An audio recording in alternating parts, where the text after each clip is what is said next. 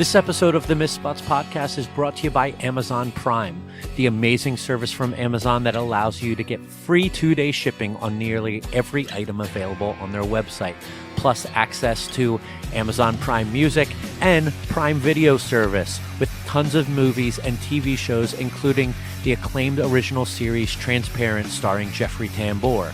Now you can get a free 3-month trial of Amazon Prime by going to missspots.com/prime. Plus, if you do that, Amazon's going to throw in a free 3-month trial of HBO on your Prime Video. Nothing else you have to say or do. You get that for free with this trial as well. That way you can catch up on Game of Thrones, Westworld, or you can watch anything from HBO's amazing back catalog, like The Sopranos, The Wire. It's all there for you. After your trial, you can pay just $99 for the entire year of Prime. Trust me, that sounds like a lot, but as a Prime member myself, that money more than pays for itself in just 2-day shipping after just a couple of months. So head over to missspots.com/prime right now and try Amazon Prime for free for 3 months and join what practically everyone should be a part of, Amazon Prime.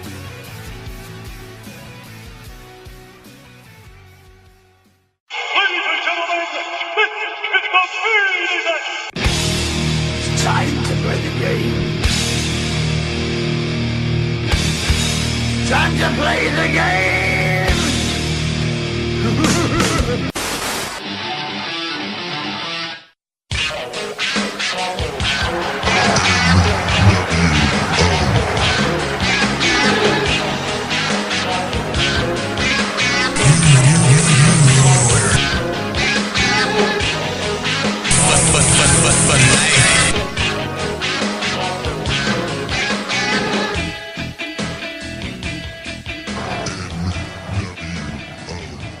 Welcome back to the Miss Spots podcast on missspots.com, iTunes, Stitcher Radio, TuneIn, and Geek Life Radio. My name is Mike, and with me, as always, is the Jesse Ventura. To my Adrian Adonis, here's Kevin. Michael, win if you can, lose if you must, but always cheat. Better advice I can never give anyone. Yeah. It's good for any occasion, good for any time. And then you can lie, cheat, and steal. Yeah.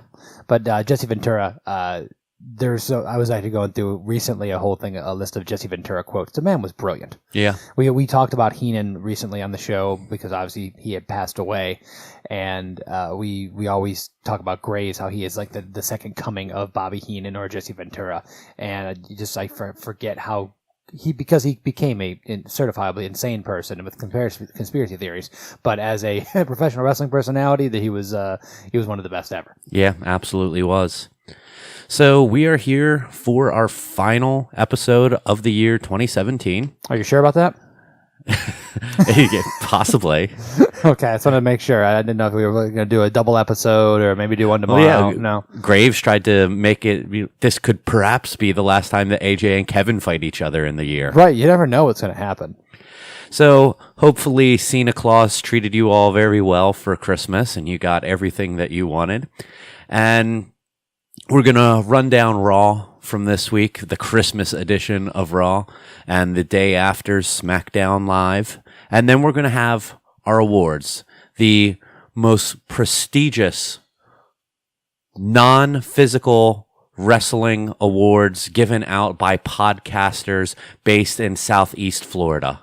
That are also you and I. Yes. Okay, so that's a good breakdown there. Yes, Raw certainly did open up with John Cena, who you had just mentioned. And John Cena, how can you hate a guy who his first act is to go out there, call out a obviously disabled child in the audience, and give away his shirt and hat directly to that kid? I rewound that and watched it again. It just made me feel good. John Cena, for all the flack he takes, and we don't bag on Cena like we did 3 or 4 years ago. We're definitely much more in the, he's an elder statesman. He's put on better matches as he's in his later tenure, but just a wonderful person. by all accounts, right? Yeah, there's no doubting that. Now, on the other hand, his interactions with Elias Sampson, which happened in the ring a little later on, a little more of a mixed bag. John Cena cannot not be the center of attention. John Cena he engulfs everything because he is so comfortable. He's so at home in that ring. He's Kanye West of wrestling. I mean, I'm gonna let you finish, but the interaction between these two, I love the fact that Elias is working and playing off of Cena. I thought that was great. There was something definitely to that. The crowd was really behind Elias, which was awesome until he started insulting Chicago. But the fact that we got Elias mid-second go at his song punching John Cena in the face and then leading directly into a match, good rub for Elias, correct? Yeah. Although Cena's selling of that punch was death. Which is amazing because he sells death on a punch to the face, but he sells nothing after a 15-minute grueling match. It's just classic Cena. The match itself was a little splotchy, if you want to say. There was a couple transitions that just did not go over well.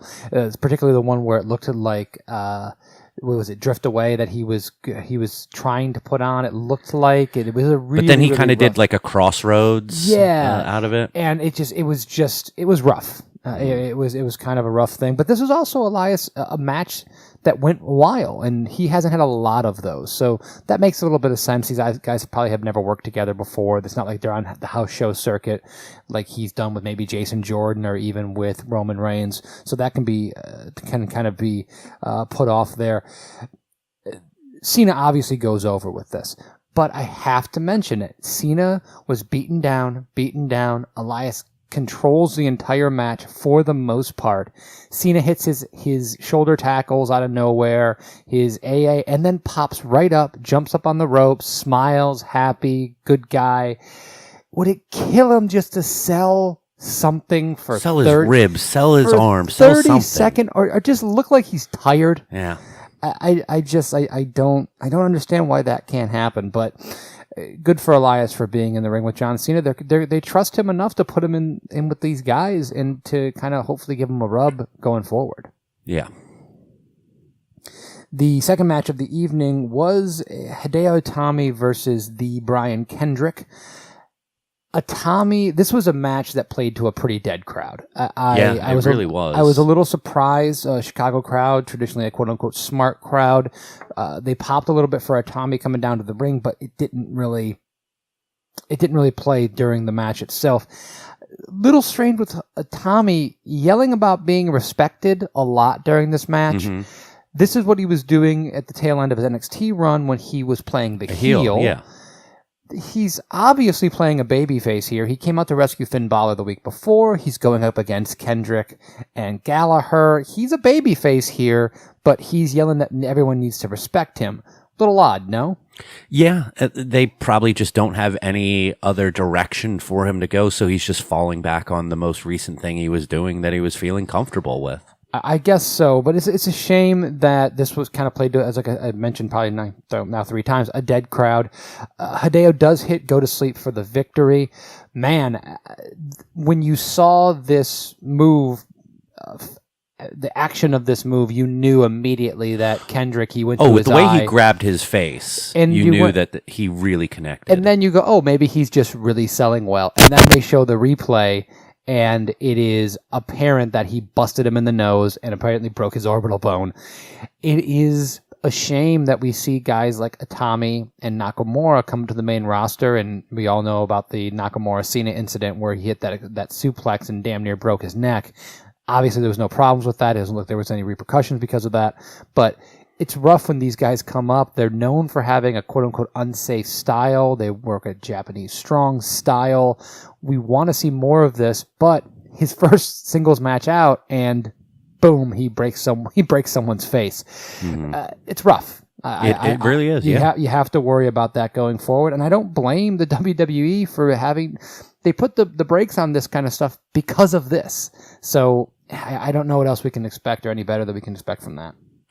Yeah, it's a shame because WWE does not look very kindly on reckless behavior like that. I mean, there was a thought that Joe might get the ramifications of when he put Tyson Kidd out. Yeah, and also it wasn't his fault, but the situation with Seth in the first match, he wrestled with him.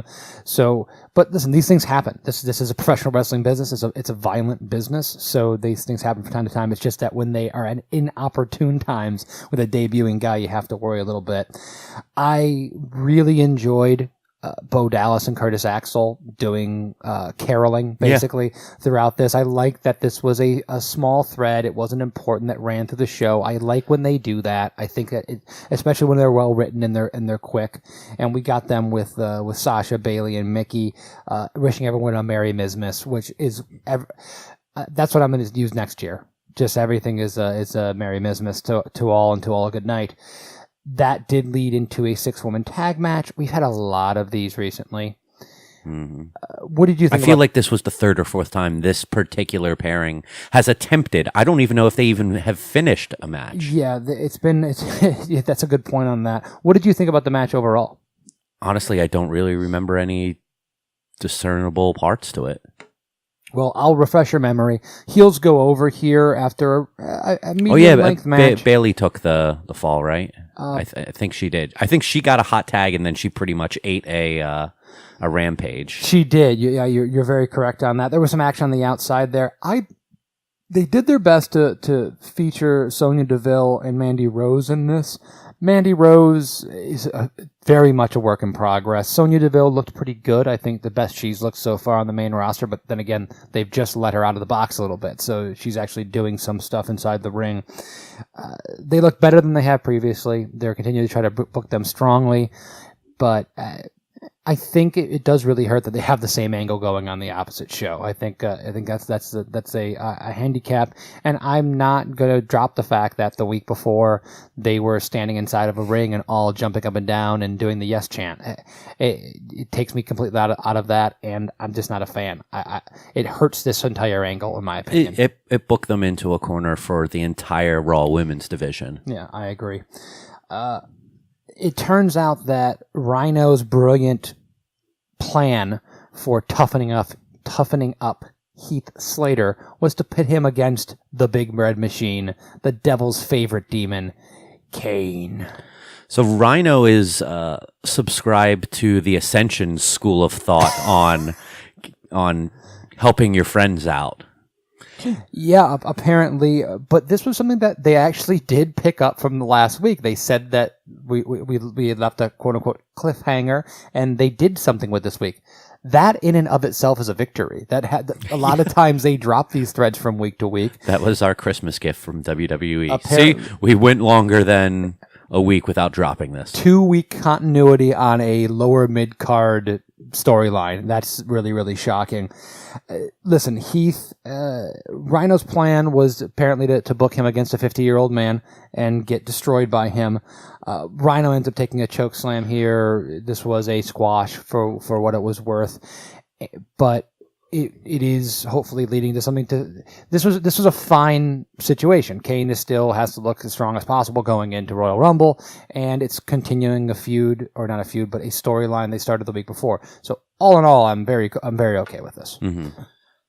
Kurt Hawkins' losing streak is a thing again. I think it was last week or the week before that we brought that up. We were just talking about the fact that they did this a couple weeks in a row, and just like we were expecting with Rhino and Heath Slater, they just dropped the whole idea, and we haven't seen anything since. Kurt Hawkins, his gimmick is back apparently, and he had lost 146 matches now, and he put out an open challenge for the ever directionless Finn Balor to come out and accept that challenge.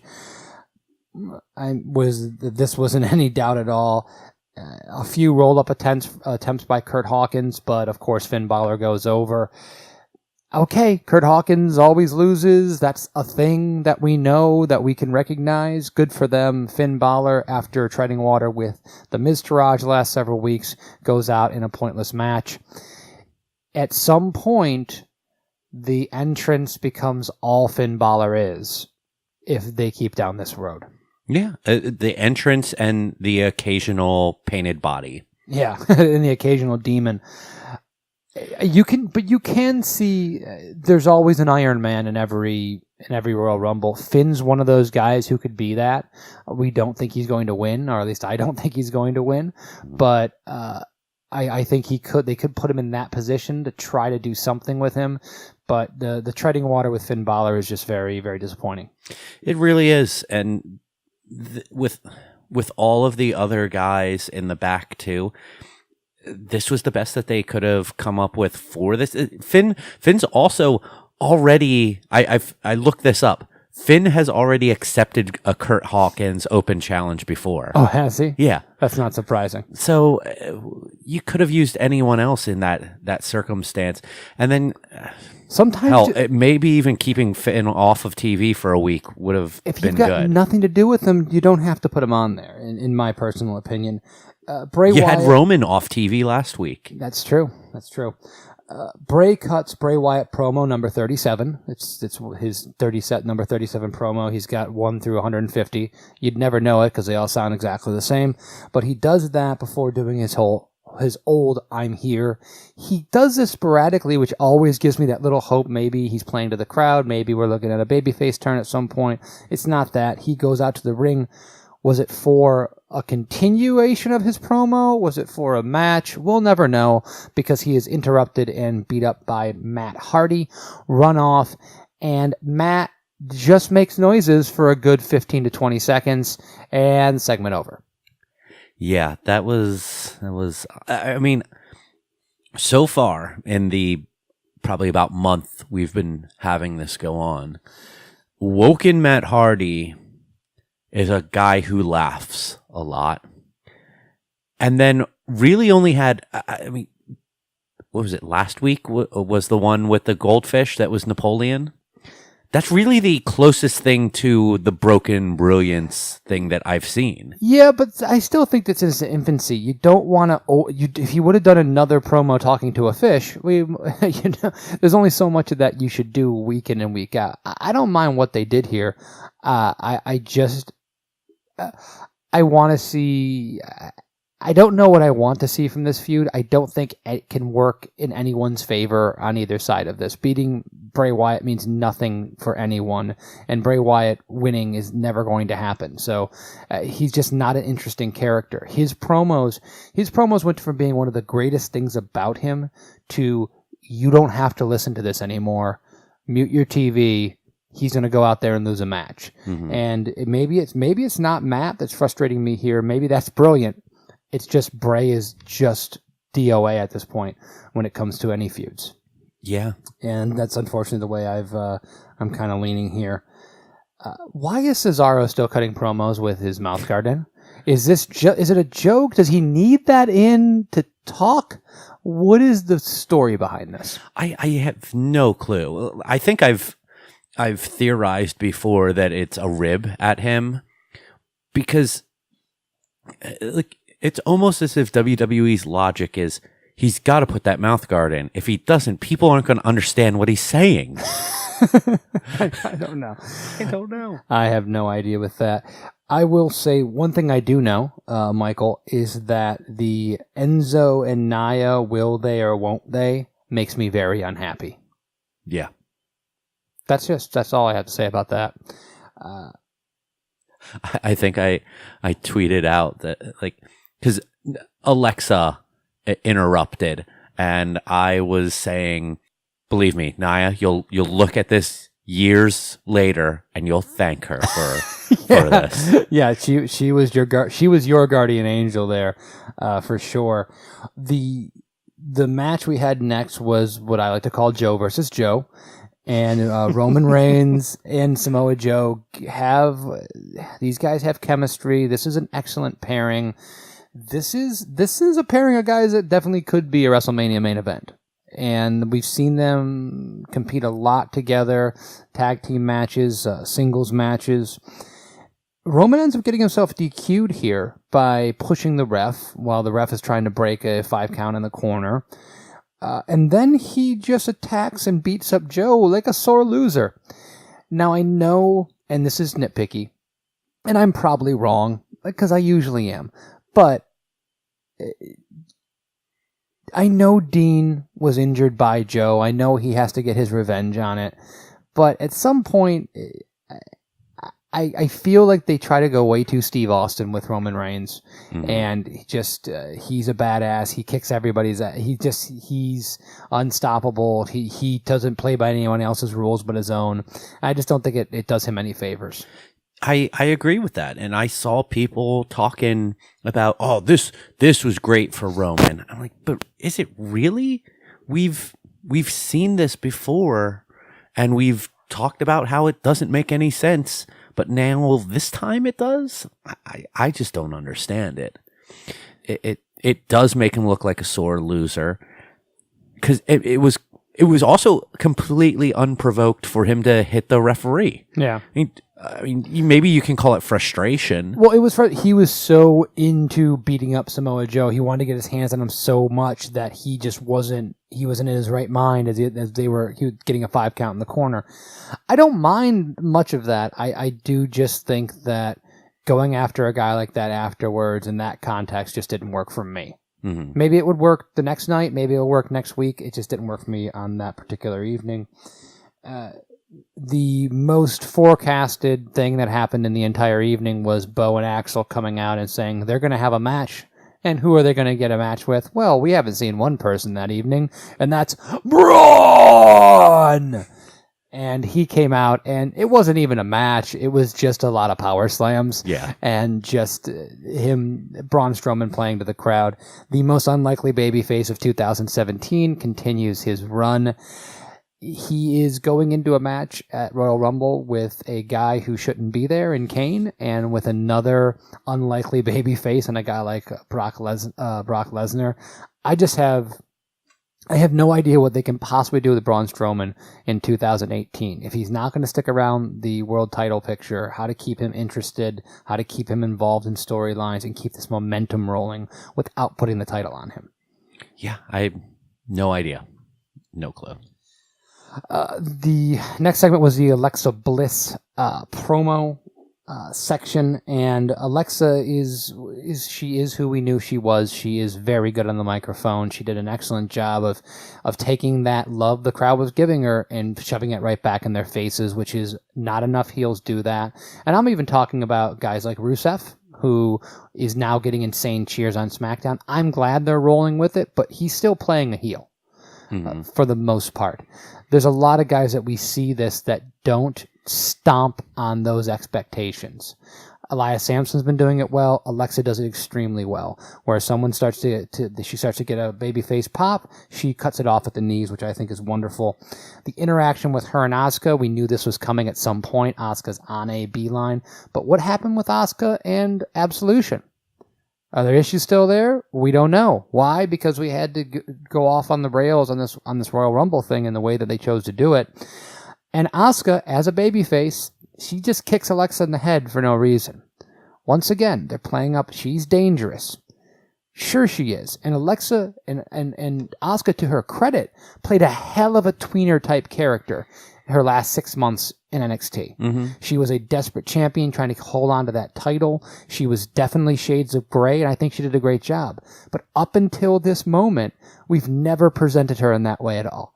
We've presented her as dangerous, for sure, but the kind of person that's just going to kick someone in the head because they don't like them, or as a warning, we haven't seen that. A little surprising. They could have very easily made that a little more acceptable by having maybe Asuka turns around to leave the ring and Alexa goes for a cheap shot, but Asuka turns around real quick, catches her. She tries to, I'm sorry, and then kick her. It's an extra 10 seconds, and it would have, I think, done the story a little better there. I couldn't agree more, and I think a lot of this comes down to, a lot of people would say nitpicking, but I do think that one of the things that we always complain about is that so many characters are just kind of stagnant or nebulous. They don't really evolve at all. They're just that character, and then they're a different character. They go from point A to point B with no story in between. The great thing about Asuka and NXT, as we always go back to in NXT with their booking, is that we saw someone from being a brand new buzzsaw, beloved by the crowd as a overwhelming, dominant babyface, then into kind of a, not cowardly, but scared defensive champion. We saw that all play out over the matter of a year and a half or so. When you have this character displaying these kind of aggressive traits without any evolution, well, where's the story going to go from there? Mm-hmm. You're just throwing in these beats just to do them. If you've caught somebody like Roman Reigns and you want to play out his character over time, it helps. There's a lot of TV. There's a lot of space from point A to point B in these storylines, and they just never give us that. They always just, this is what's convenient for this segment that we book, so let's do it this way. And it's more often than not short-sighted.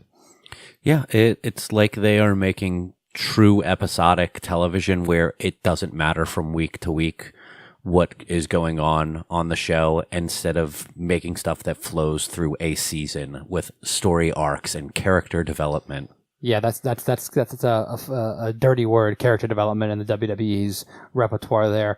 The main event was shocking. I don't know if you saw this coming, but the fact that we had Jason Jordan teaming with Seth Rollins to get their hands on the bar, and the fact that we had Seth Rollins and Jason Jordan win the Raw Tag Team Championships from The Bar, who has been a revelation as tag team champs throughout this year. This is just a hot shot. I can't see it as anything else. Now, there's possibilities to go from here that can be interesting. It makes Jason Jordan more interesting immediately, but once again, you have to feel like this was not the plan 3 weeks ago before Dean Ambrose, they found out he had to have surgery. This seems absolutely reactionary, and I think it hurts the Bar. They deserve a tag team challenger. They deserve a story. And yes, they might get these belts back 2 weeks from now when Jason Jordan turns on Seth Rollins or they start bickering. It probably will happen that way. But hot-shotting for hot-shotting's sake, do you agree or disagree? I agree with you to a certain extent, but I do think that they're booked into a corner a little bit, so they're trying to do the best that they can. And I'm wondering if maybe this could be fuel for a Dean turn when Dean comes back. He comes back, embraces with Seth, but turns on him almost immediately, as in, like, really, I'm gone for 1 week, and you go and get another tag team partner. But he's not back he's going to be gone for 9 months.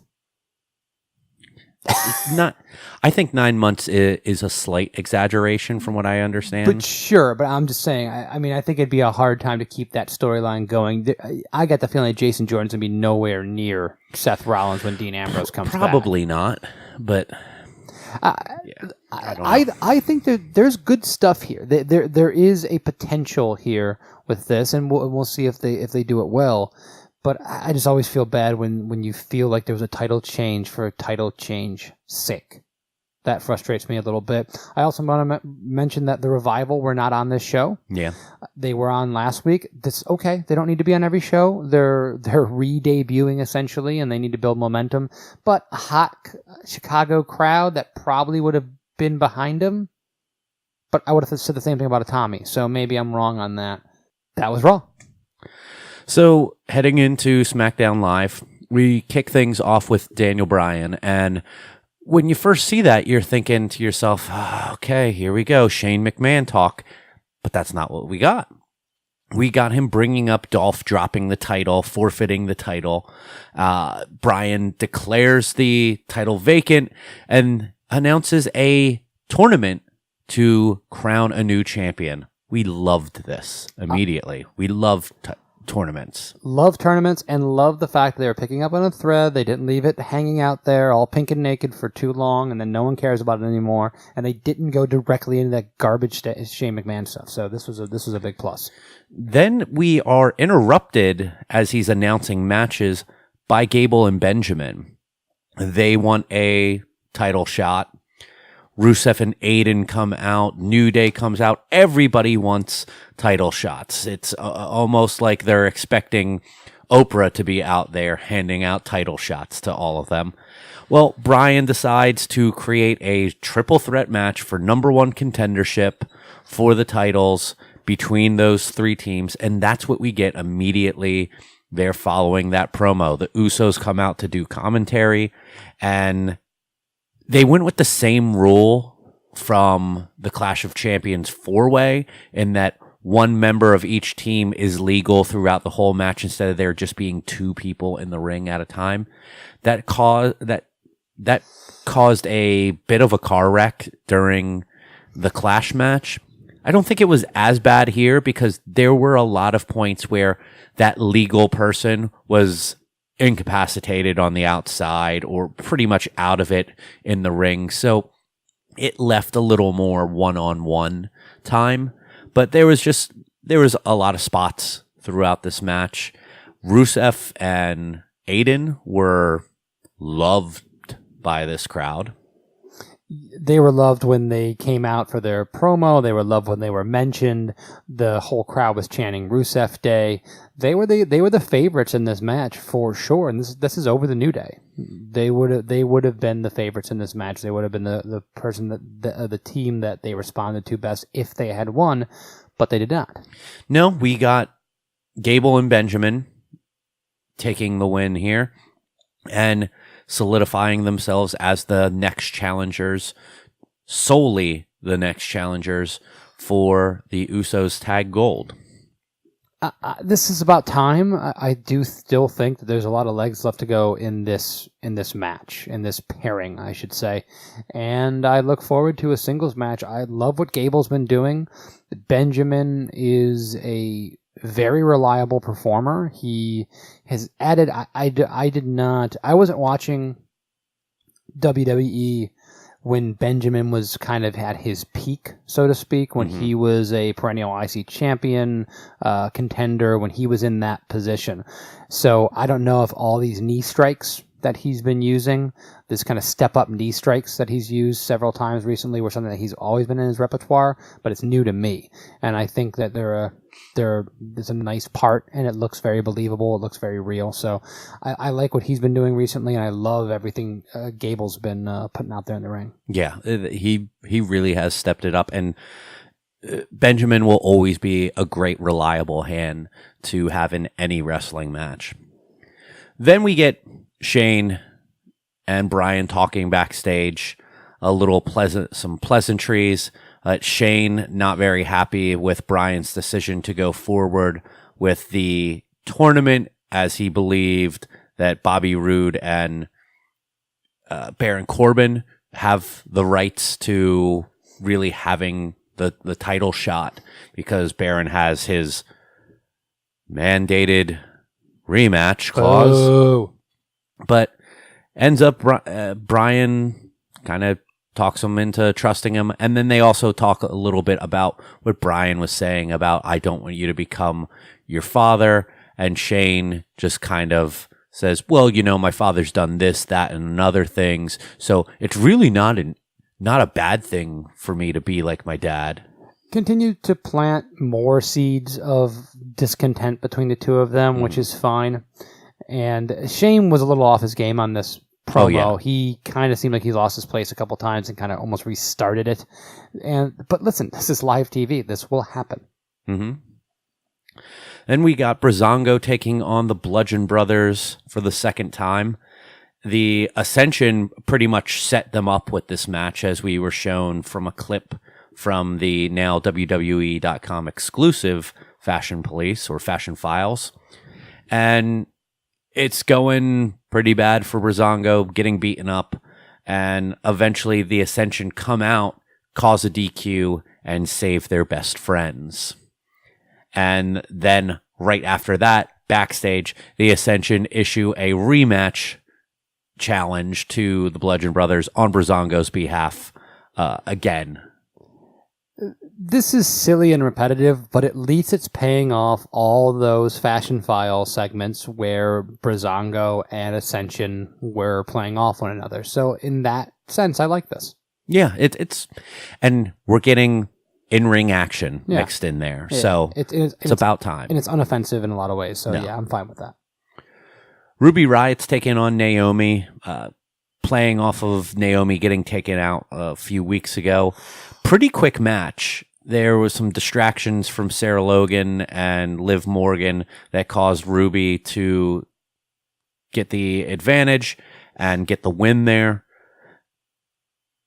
Too quick to really consider it any good. And they continue a beatdown. Charlotte comes out. She gets a beatdown. But here to save the day, Natty, Lana, Tamina, and Carmella. They run off the Riot Squad. What is there to say about this? Let's unpack this for a little bit. Natalya left the last pay-per-view crying in the ring and saying, none of you people appreciate me. She didn't say she quit. She didn't say she retired. But she definitely Was planting those seeds. At least planting the seeds, but planting the seeds for something. We don't know for what, but for something. Not to come out 2 or 3 weeks later and then just get right back into the same feud they were in before. Basically with the same 3 women that they were already having problems with. Bizarre, but that's WWE for you. Just drop that idea. Maybe we'll get a pickup of that next week. Who knows? Not to mention the fact that Natty we love. We do. Mm-hmm. But let's just be honest. Years of poor booking for her and not enough. She's not in a good place right now. And the other 3 women are such non-entities on the show. Having the least intimidating 4 women basically right now and on either roster running off the Riot Squad is not exactly a good sign for them. And I'm fairly certain that they still don't realize that Carmella has the Money in the Bank briefcase. I think that they just believe that this is now part of her gimmick, is that she carries her luggage with her. Possibly. This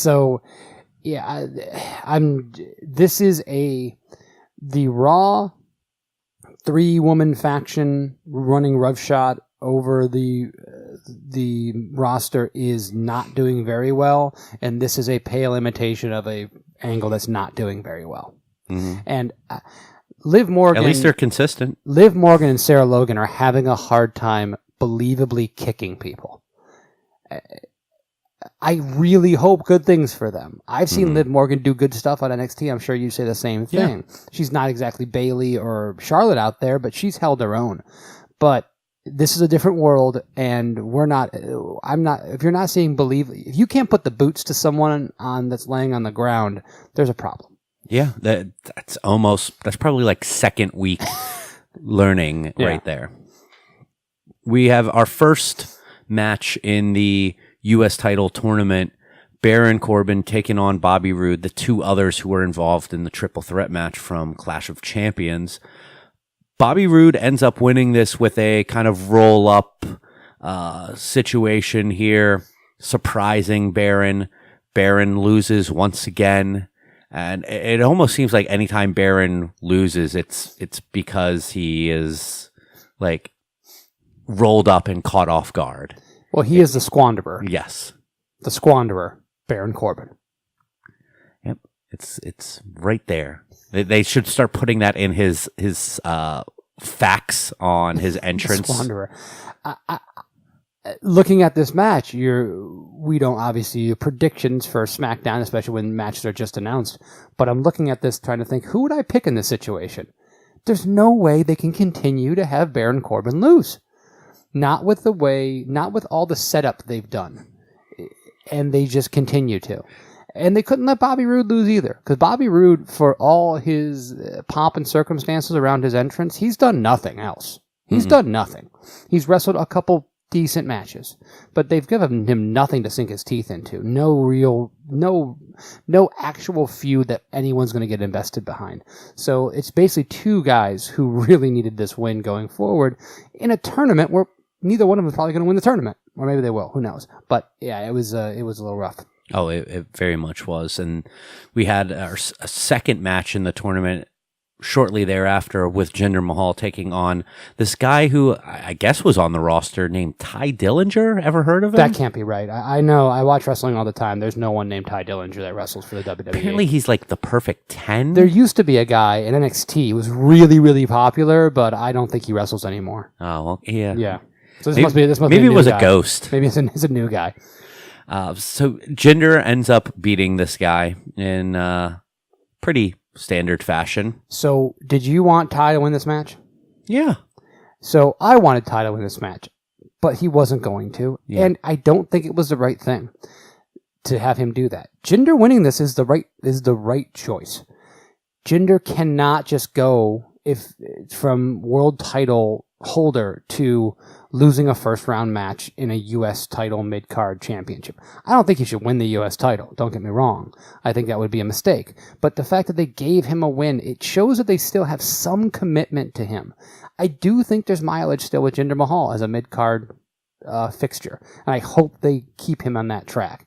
Ty Dillinger's going nowhere. It does not going to give him anything to have him win that match. So I'm actually glad that Jinder won this. Yeah. And then the main event of the evening was AJ Styles taking on Kevin Owens, non-title match. And after a pretty good match, we had Shane come out to tell the referee to kick Sammy out from ringside, which leads to AJ getting distracted and Kevin Owens rolling him up for the win. So Shane pretty much caused AJ to lose. We had a little stare down between AJ and Shane after the match. I think you were saying, like, can you please put his head through another car window? I would pay for that. I if you want to do like a GoFundMe or something, I'd throw a few bucks towards it to see Shane McMahon's head go through a car window again. I'd like to see the rule book about people at ringside, because I feel like there's some confusion. The fact that, because you always go like, well, why would they ever let anyone at ringside ever, unless they're an advocate or a manager? You brought up the old, you have to have your manager's license to be down there, which was great back. Old thing back in the day. But that was universe building, and that was a way to explain away the ridiculousness of this thing that we watch on a consistent basis. But when you stop explaining those things away with some kind of logic, it becomes asinine. And to have Sami Zayn always down there at ringside, and to Shane go, why didn't you ban Sami from ringside? You look at Daniel and go, yeah, why didn't you ban Sami from ringside? Wait a minute. Shane, why do you let anyone ever be at ringside? Ever? What's the point? It's a house of cards that falls down around you. Love that KO is fighting AJ Styles, because KO should be important. Him winning this match against the world champ, even with the shenanigans involved, that kind of bothers me a little bit. AJ Styles, the best performer in the world. It ain't going to hurt him, but it still rubs me a little bit the wrong way. Mm-hmm. This is all just to add to push forward Daniel and Shane. Sacrificing other people around you to push a feud between authority figures. Not my cup of tea. Yeah. So that does it for TV for this week. Right now, we are going to get into our third ever end of the year awards, 2017 awards here. We have categories and nominees for each one of these. Let me just double check here. 1, 2, 3, I believe 11 awards we're giving out this year, to things ranging from the wrestlers of the year for male and female match of the year, and also some fun little ones that we have come up with ourselves. And how about for our very first one, we go over to Kevin to kick us off. So I'm kicking us off. That's a lot of pressure. It's a lot of pressure, Mike. But we'll kick this off with the tag team of the year. And for many years, we've had some rough goes with tag teams. There's been a lot of putting guys together randomly, but we've got a really good crop of tag teams going on right now in the WWE, and also some guys that are coming back from injury, some teams that are brand new that wouldn't even make this cut here. But our nominees were Ambrose and Rollins, reforming basically 2/3 of the Shield. The Bar, Sheamus and Cesaro, unlikely duo from a year before that ended up doing amazing things as both baby faces and heels.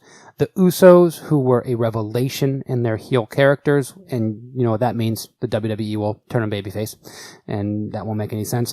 And then perennial nominees, The New Day, because they continue to put on great matches, and also have one of the biggest personalities and drivers of merchandise for the WWE. After a little bit of deliberation, actually not too much, we both were in pretty strong agreement here. As great as we think the Usos were, overall, full body of work, babyface and heel, the Bar got our nod for the tag team of the year. It was a two-horse race, in my opinion, between the Bar and the Usos. But the Bar had a pretty good length on the Usos in this race. They, as you said, they started off as babyfaces, and they were doing great things there, putting on fantastic matches. Turned heel, just upped the intensity even more, and we're putting on even more great matches.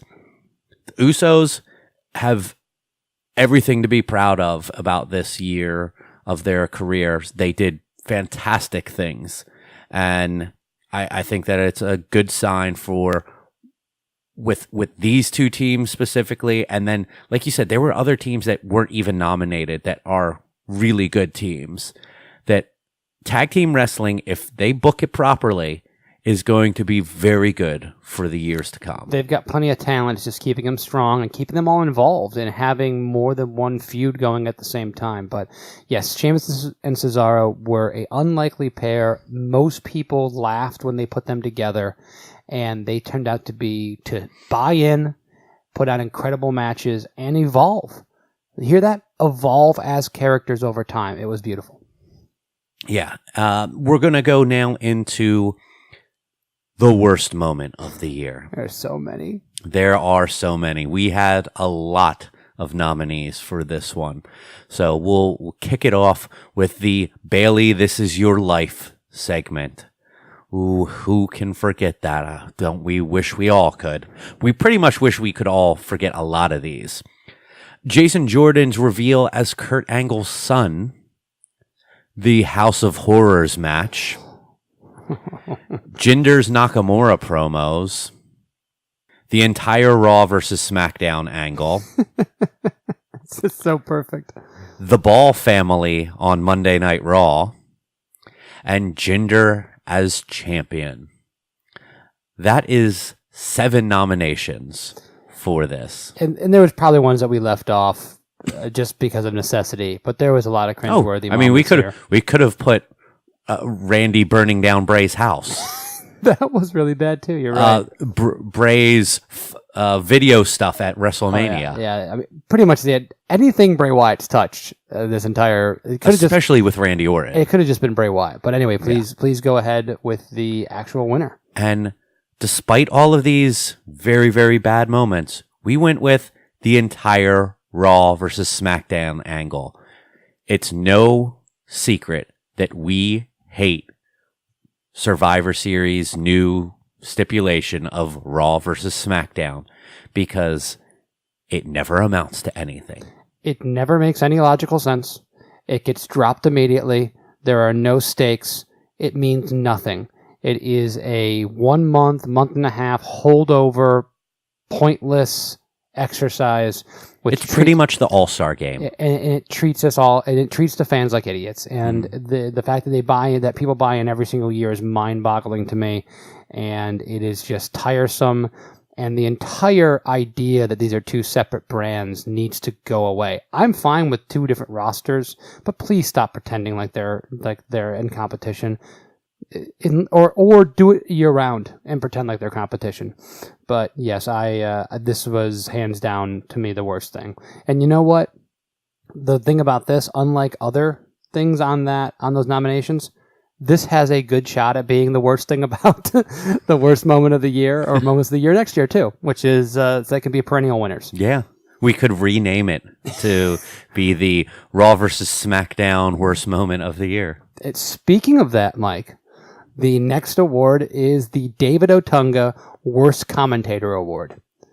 Last year, shockingly enough, this award went to David Otunga. Yes, and it's inaugural. And it's inaugural. The inaugural David Otunga Worst Commentator Award went to David Otunga. This year, he did not defend his crown because David Otunga was not commenting the entire year. Only a very small portion of the year was he on commentary. But this was, this is one of those almost like a lifetime achievement award, is that we really only had one person in mind for this, and they were the hands down runaway, no, slam dunk, and that's our good friend Shucky Ducky Quack Quack Booker T. I mean, who else could it be? I mean, Byron can at least hold his own a bit. Yeah, Booker T is non sequitur city. He rarely makes sense. And then out of nowhere... And it's like he doesn't even pay attention to the product. And then out of nowhere, he'll make the most sense out of anyone and then immediately disregard that the next sentence. He is Frank the Tank in that one speech. But yeah... It's rough. It's consistent. He switches who he likes and who he dislikes in the middle of matches. It is bizarre. It is a train wreck. There's something poetically beautiful about Booker T's commentary, but make no mistake, it's awful. Congrats, Book. We look forward to having you win this just like the last award. We look forward to handing this to you every year as long as you're commentating. Next up, we have the feud of the year. Feuds are very important. That's what makes all of wrestling pretty much go and keep us interested in it. And there were some very good feuds this year, so let's run down the nominees. We had Braun Strowman and Roman Reigns, Velveteen Dream and Aleister Black, Kevin Owens and Chris Jericho, Neville and Austin Aries, and finally, New Day and the Usos. All fine feuds that mostly led to some very good matches. We talked about how KO and Jericho, when we were discussing this, we talked about how KO and Jericho was a good feud, but not a lot of the matches really delivered. Yeah, it was one-sided as far as the storyline was great, the promos are great, but the in-ring contact never lived up to some of the other feuds that we're talking about. And we had some really simple, basic feuds, such as Dream and Black going on, Neville and Aries. New Day and Usos got a little complicated because we had rap battles going on there, but some of the best tag team matches that we saw all year from those two teams, it was like a trilogy of excellent matches. Absolutely. But at the end of the day, we're giving this nod to Braun Strowman and Roman Reigns. They put on some fantastic matches, even the gimmick ones. And it just seemed like a feud that was never going to end because Braun's never finished with you. He's never finished with Roman. And there was some really silly stuff in here. There was Braun's tipping over a ambulance is insane. It's cuckoo banana pants, but it just worked. Braun found a way. They found a way to get Braun over in that monster heel / borderline beloved babyface because of his over the top nature. And these matches, there's no Braun versus Roman match to my mind that could really win the match of the year. The wrestling in this was not technically the best, but the storyline and the in-ring work and the psychology was wonderful. And it was one of the few guys that could actually make Roman Reigns look like an underdog. And that's a big deal. And it shows you how Roman can be booked a little bit better when he's in that position where he's believably might not win. And I think they did a great job with this kind of across the board. It kept popping up throughout the year. And I mean, I have a very large place in my heart for Aleister Black and Velveteen Dream. It was a small-time feud. It wasn't for a title, but I really loved this feud. It was kind of pushing hard for it, but at the end of the day, the bigger feud, the bigger personalities, the more relevant, and with great matches to boot, I think we picked the right one. Yeah. So the next award we're giving out is for the most disappointing superstar of the year. this is not a disappointment necessarily because they did anything wrong. Or they were bad, or they were poor in the ring. This is just a superstar that we had high hopes for, that everyone maybe had high hopes for, that just was not able to deliver for one reason or another. Sometimes with no fault of their own, sometimes, I guess, with a lot of fault of their own. And we had a lot of nominees for this because there's a lot of guys who kind of didn't live up to expectations. And with all the debuts and all the bodies, all the talent on this roster, there's got to be a lot of disappointments here. And one of them is the perennial disappointment of the year. That's Bray Wyatt. Bray, cringeworthy moments across the board, squandered opportunities, squandered talent. This man held his first world championship this year and has never looked worse. And this is probably the worst year of his career. That's a shame. Rusev could be on this every year. And even though he's now at the end of the year, Rusev Day is catching on, they still have done nothing with the possible breakout star that I think is Alexander Rusev. Remember that? Yes. Then Finn Balor. You cannot say that his year has been anything but a disappointment. He is meandering through pointless matches with no feud. He is as Michael Cole likes to point out, the first Universal Champion who never actually went back to try to get his title and was deemed unready and not over enough to fight Brock Lesnar. Finn Balor is a major disappointment this year. Shinsuke Nakamura, another major disappointment in the fact that he lost multiple matches to Jinder Mahal and just has had a very rough time doing what he does best and being allowed to do what he does best. And then Bayley. We gave this award to Bayley. She was the winner of this. We have said, and we are not the only ones to say this, I think the majority of wrestling fans would say, you can't screw up Bayley's story. It was given to you on a silver platter. Follow the story beats that went through NXT, and you have the female John Cena forevermore.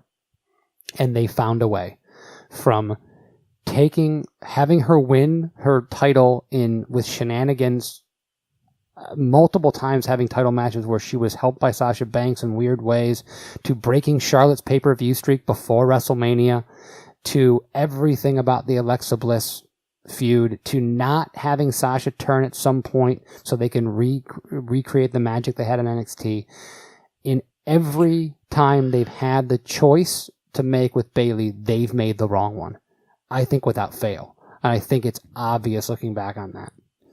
Bayley had a gimmick in NXT that, by all intents and purposes, should not have been as over as it was. It was geared towards children, especially young girls, yet somehow the performer that Bayley was able to attract everyone and be endearing to everyone, men, women, all ages. They loved her. With something like that is pretty much lightning in a bottle, something that you never expect to actually happen. The fact that WWE screwed that up, and screwed it up so royally, it is nothing but a disappointment. And let's put it this way, 5 people we nominated, all supremely talented, and all salvageable. Every single one of them. All have plenty of matches to wrestle, but yeah, it is a shame with her. Next up, we have the Miss Spots Participation Award. And this kind of goes to some people who just are left out there, given scraps every once in a while, but have some talent, have something that we kind of like about them, and they just deserve some appreciation for being there. Well, and also just teams or people that are just kind of there. Yeah. They never really in anything particular or strong, just kind of show up every now and then, and they show up, they collect their paycheck, and go home. This was a brand new one that we made last year, and it went to the Vaudevillains at that time. We have 4 nominees this year, and they are Breezango, The Good Brothers, Axel in Dallas, and then the entirety of Titus Worldwide, or the Titus brand, which it started out as. And we decided this year that we are going to give the Misspots Participation Award to Titus Worldwide. Which, of course, includes Titus O'Neil, Apollo Crews, at one point Akira Tozawa, that got dropped, and now Dana Brooke. Yeah, she's only been there for 2 weeks, and she gets an award. She gets an award. Oh, good for her. She deserves it. She must have overheard our conversation about this a couple weeks ago, and was like, "I got to get into that group." Hitch her wagon to that. Yeah, Breezango obviously have not wrestled much at all this year. They've been in some very comical and fun segments, and they've been in some pretty rough vignettes, but have done some good things. Obviously, Anderson and Gallows are supremely talented, but they're always just around. And Axel and Dallas, they've just been in the background for the most part for The Miz and ready to do something else more for themselves. But there is no better explanation or example of this award than Titus Worldwide, that is treated like a thing that happens some weeks, and then for 3 weeks we don't hear anything about them, and then they're a thing again, and then they add new members, and then they lose members without any kind of explanation. They are just perennially there whenever they need to do something that makes sense for that group. Yeah. The breakthrough performance of 2017. This is for the superstar that has come out of nowhere, or just kind of really taken that brass ring or grabbed that brass ring, really had that moment that set them apart and took them from point A to point B. The breakthrough nominees this year, one is Elias Sampson. This was a guy that was on NXT as a lower mid-carder who ended up getting promo time on every single episode of Raw. That's pretty impressive. Yeah. Amazing where he's going. Neville was a revelation in the cruiserweight division and really made it relevant. And who would have thought he would be that kind of a heel? I mean, just absolutely bang up work. The Usos, for their heel work. This is a babyface team who's worked the same kind of gimmick for years, and they totally bought in and went from 0 to 60 almost overnight with the work that they did. Braun Strowman, need I say any more? This was a guy who was laughed at that he would ever fight The Undertaker at WrestleMania. Now he's one of the biggest stars in the company. And Alexa's rise to the top of the women's division, from a manager on NXT to Blake and Murphy, to being the best talker and the most trusted woman on the main roster with a microphone in her hand and to carry segments. So 5 great nominees for this. All of them could easily win it, but you can't go with anyone else than Braun Strowman. Yeah, this was seemingly the year for him. Meteoric, I don't even think really describes it well on his ascension up the top. He's been Braun Strowman, and the fans have loved every bit of it. And he's just done a great job with what they've booked. They've done him well with booking. That's important, but he's done a good job with his character. And it's lightning in a bottle to a certain degree. It may never have happened the exact same way again if everything didn't come together. But you gotta just kind of, this is why we're fans. We get, you kind of just strap in and you let yourself be taken along for the ride. Mm-hmm. Our only brand new award for this year, we decided to create a new one here. So the award is called the Roman Reigns Babyface Award for Babyfaces that Don't Babyface So Good. It's poetic. That's for sure. Yes. No one can ever deny that. And it's the perfect name for an award. And I get joy just reading that on my rundown here. This is kind of like a Lifetime Achievement Award, so there isn't nominees for this one. Exactly. So the winner of this award... What's the name of the award again? The Roman Reigns Babyface Award for Babyfaces that Don't Babyface So Good award. And the winner is... Jason Jordan. Shocker here. I mean, it came. You thought we were going to go with Roman Reigns, didn't you? You did. You thought it was going to happen. But, Jason Jordan, if it would have started this year, he wasn't even on the radar. But ever since that Kurt Angle son situation fiasco and the way they've booked him through and tried to book him as a babyface, or maybe they haven't, maybe this has all been a ruse the whole time. But man, it's all performance art. Yeah, but man, has he not gotten over the way that he wanted? And you would have thought someone throwing kale at a guy playing guitar would have gotten over more, but shockingly, no. Wonderful, wonderful award, and that was all Mike. That was brilliant. Thank you for coming up with that. We are going to move on to Match of the Year. The Match of the Year, we have a lot of contenders here. Issue with Match of the Year is a lot of times you forget how good some of those matches earlier on in the year were. Mike specifically went back and rewatched a lot of these. And listen, there is no doubt we left off great matches. Mm-hmm. There's no doubt, and we didn't necessarily pick the greatest match. Well, these are the matches that stood out to us, the matches that we mentioned when we were running these down, when we were thinking about these, and here they are. AJ and Finn at TLC, thrown together match out of nowhere, but these guys put in some great work. AJ and Brock at Survivor Series. Very recent match, probably one of the best matches Brock Lesnar's wrestled in a long time, and AJ was incredible on this. We've got the Authors of Pain versus DIY versus the Revival at TakeOver Orlando. This was a hell of a match with a lot of cool moving parts, with the Revival really wrestling their last match in NXT, so to speak, and passing the torch to the Authors of Pain with DIY still in the mix. Tyler Bate versus Pete Dunne, TakeOver Chicago. There wasn't a lot of build-up. There wasn't a lot of this, that, and the other we had to see. This was just a hard-hitting, incredible match. The Usos versus A New Day at Hell in the Cell. Just a different Hell in the Cell match than we've ever seen before.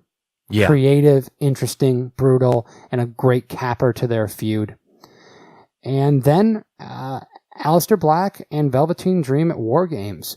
This is another one that I push really hard for because I was in love with this feud, in love with this match. I thought it was just damn near perfect. But at the end of the day, I was swayed by my good friend Michael over here, and we picked the triple threat match, Authors of Pain, DIY, and Revival at TakeOver Orlando. Mike, take it away. So this was one, we were there in person for this match, and live it was tear the house down. It was very, very good. But I wanted to go back and rewatch it on the network because we didn't see it from that perspective. We saw it from a live audience perspective. And sometimes you can be clouded on things like that. And this match was still so very good when it boiled down to it. It had so much drama built around in it. When DIY was the first one eliminated, I don't think people really expected that. I think they were expecting Revival to go out first because, they're on their way to being called up. So it was a little bit of a curveball there. Will the Revival win? So much drama built around it and a fantastic match with some amazing spots. I loved DIY and Revival working together to take on the Authors of Pain, hitting their respective finishers with the mishmash of the tag teams. Bate and Dunn was a very, very, very good match. But again, there wasn't a whole lot of build up to it to where I think it takes away just slightly from it being a match of the year where the three tag teams had a history and storylines built up leading into that match. Yeah, and there's matches that we left off, like Cena and AJ at Royal Rumble, which was a great match. There's plenty of them, but this is one we went with, and I'm comfortable with that pick. I will have to say now, 3 years in a row, we've picked an NXT match as our match of the year. Yes. And for the second year in a row, we picked a tag team match with the Revival versus DIY 2 out of 3 falls last year. Yeah. So, were marks? Absolutely. But we love great wrestling and good storytelling. Yes. And I am unashamed about that. Female Wrestler of the Year. You know, when we run down this, we kind of sit around and we start tossing out names. of the wrestlers that we want to nominate, not really looking back at anything, just off the top of our heads. And we came to realize really quickly that a lot of great names had really bad years. Mm-hmm. We've already talked about how bad a year Bayley had. Sasha Banks has been And also ran for most of it. Especially after WrestleMania, when all the women were fighting for the title. Becky Lynch has had a poor down year. Charlotte, other than her dominance early on, after she lost the title, and jumped over to SmackDown, she's done nothing. She's not even been on TV half the time. And Charlotte was the best women's wrestler in the world before that, and probably still is. So, shockingly enough, we only came up with 3 nominees for this award at all. And we threw in Alexa Bliss she was one of our nominees for Breakout Performer of the Year, and has done a great job. She's not a finished product in the ring. She still has some ways to learn, but I think she's come a lot farther than a lot of people give her credit for, and her mic work and her booking has spoke for itself. We also mentioned Naomi. And Naomi has not had a strong second half of the year, but she was pushed very strong early on in the year, won a championship, won the title in her hometown at WrestleMania. That's got to speak for something. And she's still one of the higher featured people on SmackDown. and has become better in the ring too this year. Has become a fixture instead of just dropping to the back of the pack, which is what has happened traditionally with a lot of the women that were not as good performers. And but there's only one person, and nobody's ready for her, and it's Asuka. She is the female performer of the year without a doubt. An undefeated year, dominating the NXT division, really helping to keep that together after we had the defections that happened over the year and a half, and having great matches down in NXT, coming up, having some what we consider questionable booking decisions with Emma, but then going right back on that tear of being dominant. I still have great fears about her lack of promo ability. I still think that they're going to screw this up at some point. But up until this point, at least through 2017, there is nobody better. Yeah. How do you not give this award to someone who remained undefeated through the entire year and holding a title for probably about 3/4 of that year? She held the title for over a year. Yeah, well, of this year. Oh, the calendar. Yeah. I got you. Yeah. I think it was September or sometime later that she vacated that title. No, and great matches and just a great character. This is another one that it should not be hard to continue this booking of her. Let's hope they keep it up. Yeah. And then lastly, our final category is the male wrestler of the year. We have 5 people on this list. We got Braun Strowman. We've talked already about him quite a deal. He's got 2 awards already in our book for Breakthrough Performance and for Feud of the Year. We have Roman Reigns, the other half of that feud.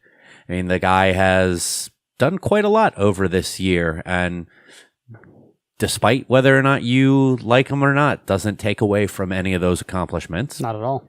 AJ Styles continuing always to put on AJ Styles stuff. The man. The Miz. Last year wasn't he our breakthrough performance? He was, yeah. Last year. Mm-hmm. I mean, the guy continued to do magic on the microphone and doing more than holding his own in matches. He can actually do the matches himself. He can run through the matches and create good things in the ring. And lastly, Samoa Joe. Dude burst onto the scene of the main roster a little bit before WrestleMania, and he was left off the Mania card. We have certainly hated to see that.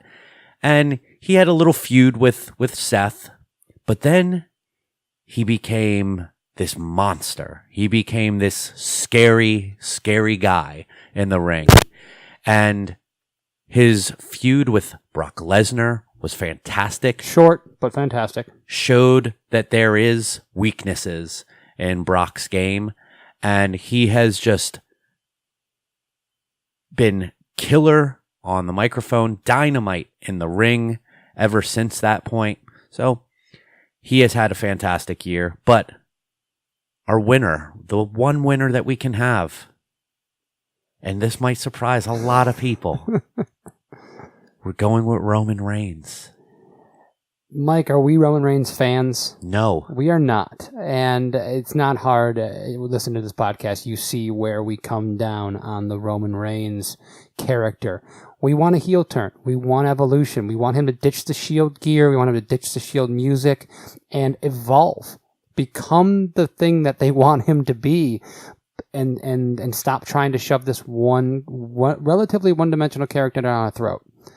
That being said, incredible matches throughout the year with a multitude of different opponents. Great matches against a guy like John Cena and a guy like AJ Styles and a guy like Braun Strowman. Great matches with The Miz. Great matches with Jason Jordan and Samoa Joe. Roman Reigns is a hell of a performer. He is wonderful. All the cheesy aspects of his gimmick has been stripped out. That's all gone. Is he the greatest guy on the microphone? No, but doesn't have to be. I still want a different Roman Reigns than what we're getting, but what we're getting is pretty goddamn good. And while I still think that there are other things that need to happen, and I do get a little bored, quite honestly. You cannot throw away what he has accomplished, title wins, main events. He is the guy. He is the guy retiring The Undertaker. I mean, the list just goes on and on. AJ Styles is the best wrestler on the planet, in my opinion. Right? You watch New Japan and stuff. Maybe there's somebody else out there, but in the WWE world, AJ Styles is the best wrestler. Oh, in WWE, absolutely, without a doubt. Yes. But AJ has not had the year that Roman Reigns has had. He just hasn't. Braun Strowman, Revelation, has not had the year that Roman Reigns has had. So so Roman Reigns. A unlikely pick for this Miss Spots podcast, but I mean, he absolutely deserves it. Last year, Roman was one of our most disappointing superstars. Mm-hmm. So for those guys on that list, look what can happen for you. You have something to strive for. And I always want to nominate Miz for this award. So one day I want Miz to be the performer of the year, and I hope next year, 2018, is the time he cracks that main, going after the world title. Getting that opportunity there. Oh, you and me both, buddy. And Joe, I think Joe was a little bit of a stretch, quite honestly, for our nominations because he was only great when he was there. And he wasn't there a lot and he wasn't featured. But when he was money. So I think it was justified, but only barely. Mm-hmm. So that does it for our 2017 Miss Spots Awards. That does it pretty much for, unless you have anything else you want to add. No. That does it for our final episode of 2017. Next week, we will give our predictions for 2018, as well as revisit our predictions that we made for 2017 and to see how far off we were. I mean, how far off you were. I was right on everything. Oh, you were? Yeah. And don't listen to it. Don't listen to that episode, but I'm just telling you, I was right on everything. Okay. Yeah. So that does it for us this week. Make sure that you check out all of our social media accounts. You can follow us on Twitter and Instagram at Miss Spots. You can like us on Facebook, facebook.com/Miss Spots. You can listen to this podcast in one of many different wonderful fashions, such as our website, MissSpotsPodcast.com or simply MissSpots.com.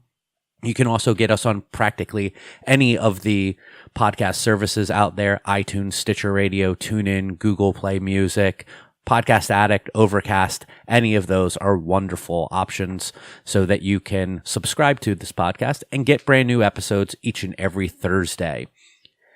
You can also listen to us on Geek Life Radio every Friday at 8 p.m. Eastern, 7 p.m. Central at geekliferadio.com.